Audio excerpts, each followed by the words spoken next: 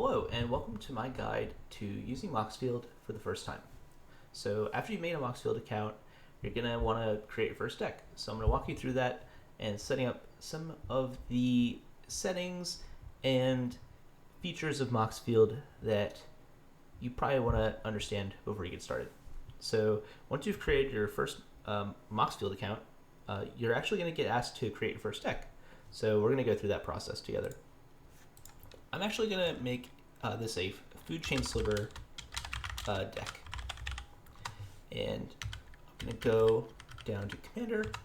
And the commander is going to be first sliver. So you notice I didn't type the, but still found it. The suggestions for Moxfield are usually pretty good. They come from Scryfall, I'm pretty sure. If you wanted a commander that isn't legal, like gem hide sliver, let's say I could do that, but you probably want to use a legal commander, so we're going to do the first sliver. Ooh.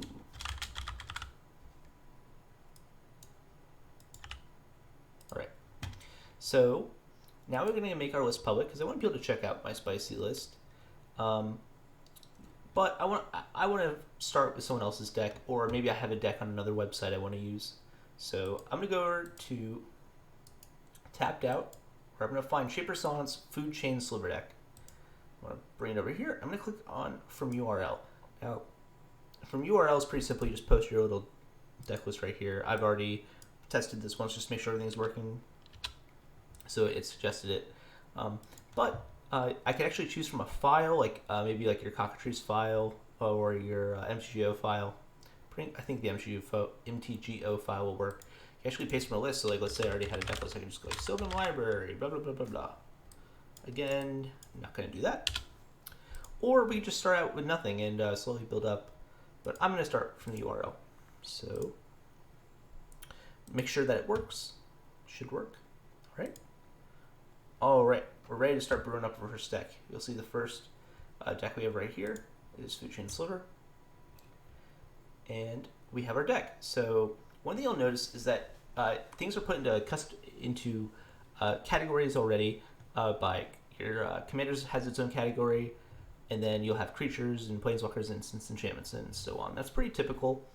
But I am going to customize this a bit. I have a preference, and I think it's generally just the better way to show it, is by sorting by mana cost, which will then sort by name, and then including the mana cost as the extra data. You could include price, but I think it gums it up a bit. There's also a highlight bar, but we need to show you that. So you'll see now, for sliver, it kind of pops and shows, this is a 5-color deck. Now it kind of shows you, the curve, like, I'm running a lot of dorks. I find that when you organize these singleton decks by curve, it shows a lot of tendencies or patterns in the deck. For example, a lot of times I'll look at the 3-drops like Yawgmoth and Time Twister, because that's kind of like where you'll see some interesting sorceries. You'll see this deck is just filled with 1-drops. Necropotence and Food Chain are key cards to the deck. And you'll also notice that when I hover over cards on the left side, it shows you the card. And if you scroll up and down, it's always there, which is just really nice. It's the thing I like about Moxfield. And you'll see on the bottom here, we actually have information about our deck. So we know that we have 100 cards with no sideboard. Our commander deck's legal, and the cost of the deck is $5,000. Additionally, we have information about our planeswalkers, our creatures, all that. And it also tells us any tokens we might need, which is pretty nice. Finally, the deck we just imported had a maybe board, so it imports that along with it, which is really nice. There's a whole section for analyzing the average converted mana cost of your deck, showing your curve, showing what kind of cards are running in your deck. You could go up and down just like up above. You'll see the only 2 5-drops in our deck are Ad Nauseam and Force of Will, which are pretty good. Additionally, it shows you the average converted mana cost with and without lands, which is very valuable. And then if you're on Ad Nauseam, there's a special Ad Nauseam feature, which is really cute. You also can see our mana curves with the distribution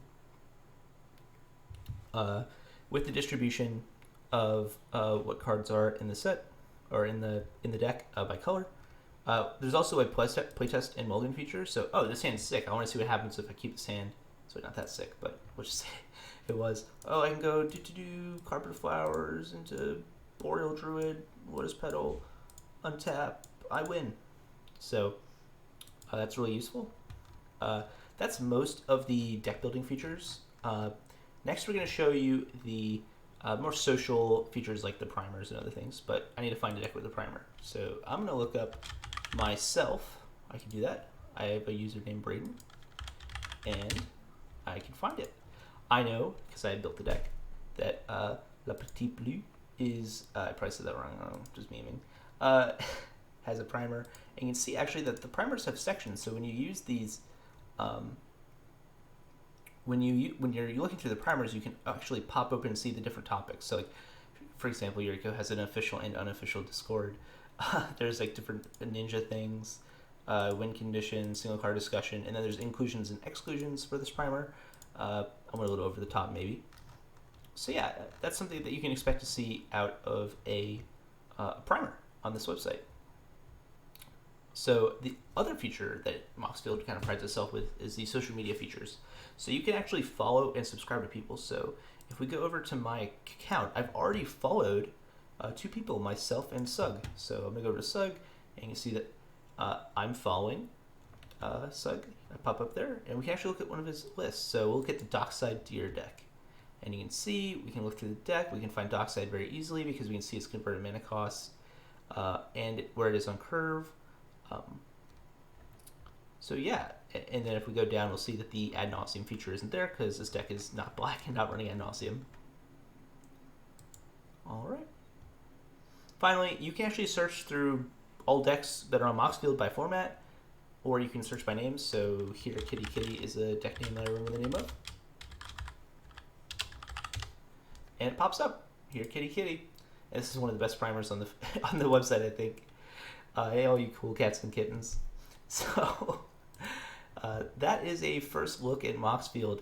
Keeping this a little longer than I meant to, but hopefully it's short enough that people are able to enjoy it.